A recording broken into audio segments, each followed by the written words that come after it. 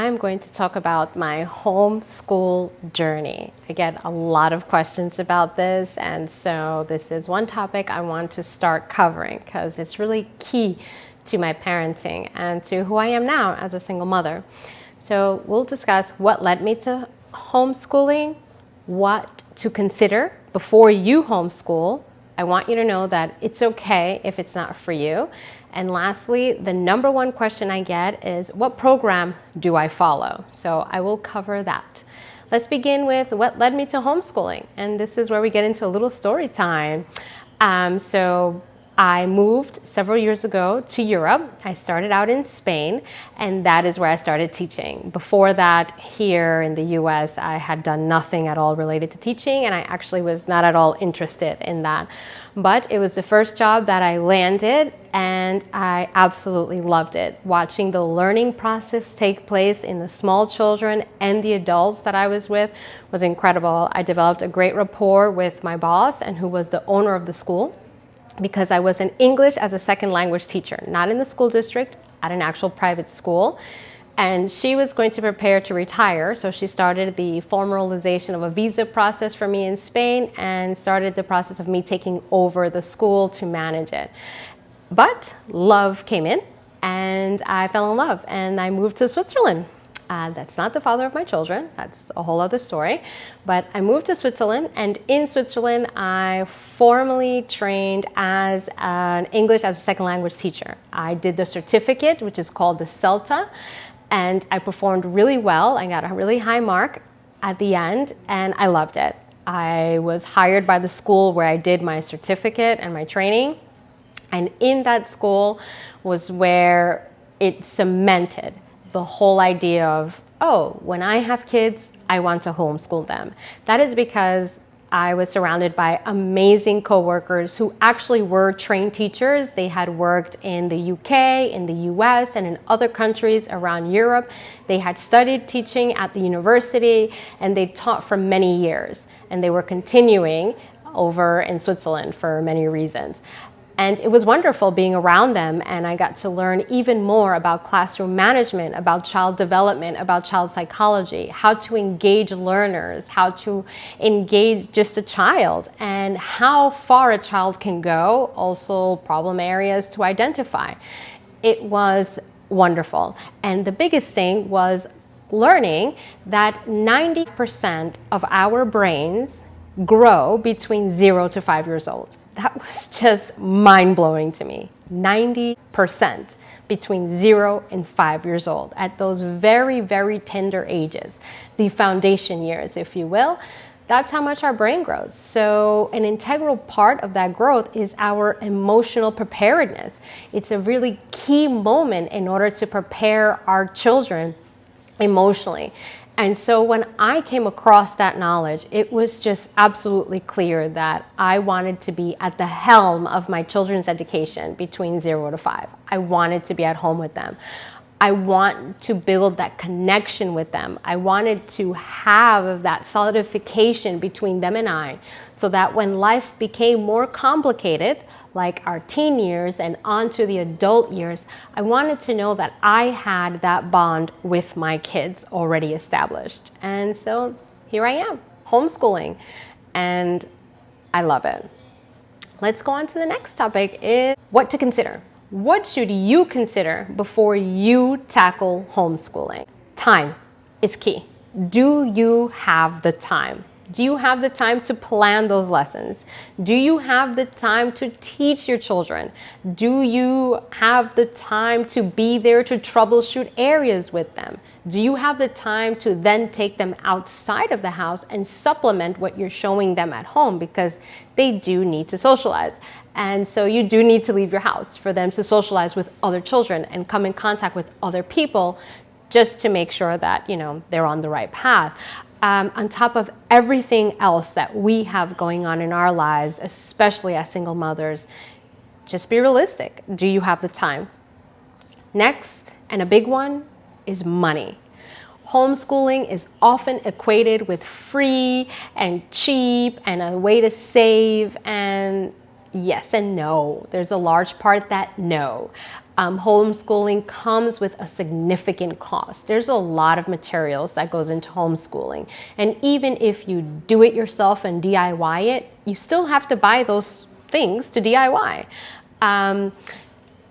Also, in order to make sure that your journey is a pleasurable one and a smooth one for you, the parents, and your child, quality materials are essential. You don't need a lot of them, but you do need quality ones, and those come with a cost. But even basic paper, pencil, and pen or finger paint, that adds up when you go to Target, even if you're hitting up the dollar store. So look at your budget and understand that homeschooling does come with a cost to do it effectively, to truly homeschool. Next is research. Do you have the time to conduct the proper research? So you're homeschooling, you are the point at the head, the go-to for everything in your child. And that is also, are they meeting their milestones? And then how to troubleshoot when certain milestones are not being met in a certain amount of time. You have to be able to be realistic. You have to be able to do the research to then know how to supplement and where to get that supplemental aspect to your homeschooling if you need it. And often we do need some supplements, and there are some areas that need to be developed by further professionals, because despite homeschooling, it doesn't mean you can do it all. Okay, next is patience. Do you truly have the patience to deal with the learning of a child? You have to scale down your expectations. You have to be realistic. Learning is beautiful. Learning happens, and it is truly on a spectrum. Not everyone is learning the same thing at the same time. And you have to be able to analyze what kind of learner your child is. Are they someone you can just talk to and they'll know? Are there someone you have to demonstrate things to? Do you have to draw pictures? Are they someone that needs something in their hands? They have to dive in and feel it. And do you have the patience for that? If you're homeschooling more than one child, like I am, who are completely different in their learning style, like I am, you need a plethora of patience, just a lot, in order to make sure that you're not obstructing their learning process, and also that you're not obstructing your emotional health. And lastly, that's what leads me to therapy.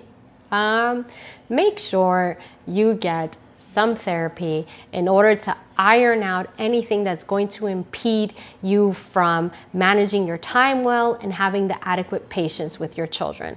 Homeschooling really begs that you have the time and patience. Parenting in general, you need time and patience. So what to consider before you homeschool? Time, money. Can you do the research in case you have to supplement? You need patience. And please, therapy. And that takes me to the next point. It's okay if you cannot do it. It's okay if you cannot do it from 0 to 5. It's okay if maybe you can only be at home for 8 months or 1 year or 3 months. That is fine.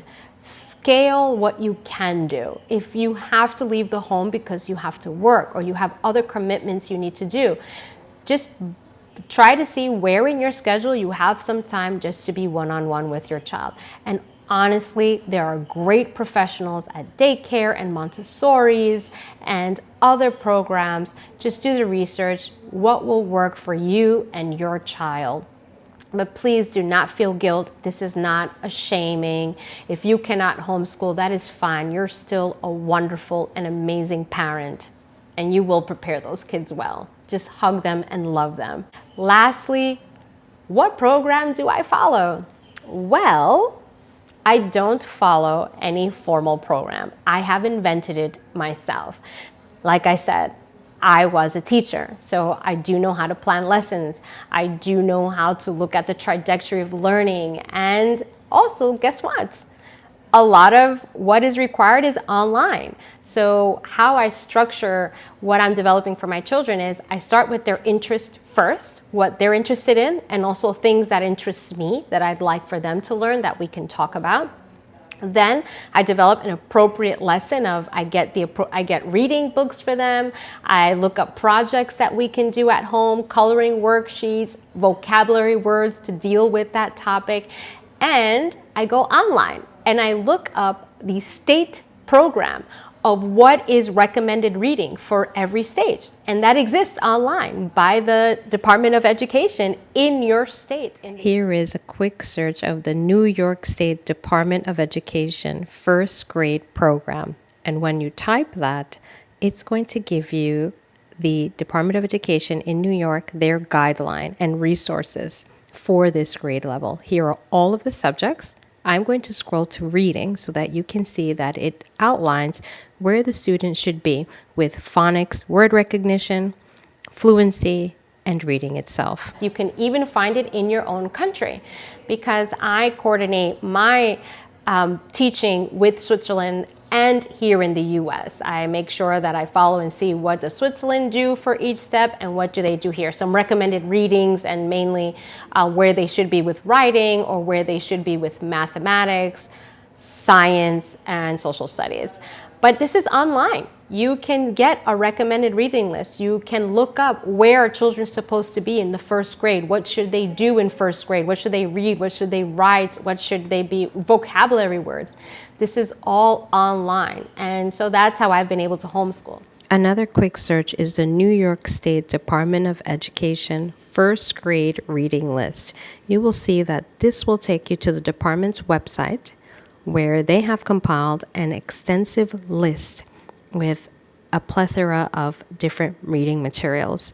There's also some guides that they have included in there for you and some extra resources. The list is divided into the different genres: fiction, nonfiction, folklore, poetry. Very easy to use. The children are under 5, so I don't have to declare them anywhere and I don't have to align anything so much with school just yet because they're still under 5 years old. They're still preschool age. It's okay. But my program has been created from scratch by me from the pregnancy until now at 4 years old. So, and I do supplement. I use great programs that I will link later that I do love.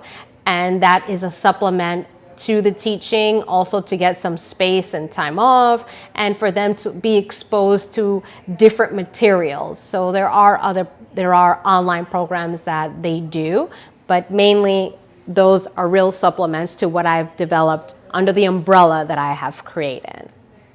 And that's my homeschool journey. So just so that you know, what led me to homeschooling was my own practical teaching exposure, that I was a teacher, and that's what made me decide that I wanted to teach my own children from 0 to 5.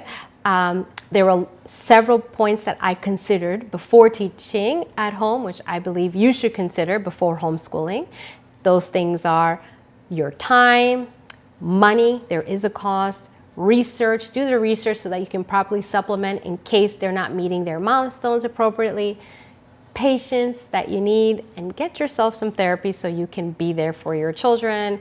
And remember, it's okay if you cannot. Truly, it is. And as far as a program, there are many programs that you can follow that are homeschool programs, that there are many online resources, but just know that your state in the US, they have their recommended list for what each child should be doing at each stage from preschool and on. It's online by the Department of Education. So it's easy to find books and know where your child should be. I invent my own program, but I do supplement. So I hope this helped, and good luck with your homeschooling journey. But remember, if you cannot homeschool, it's okay. Our children just need us to love them, hug them, and read them books. Ciao. Let me know in the comments if you're homeschooling and what did you consider before undertaking the task. Also, would you like to homeschool? Let's talk in the comments. Don't forget to like, subscribe, and share. Thank you.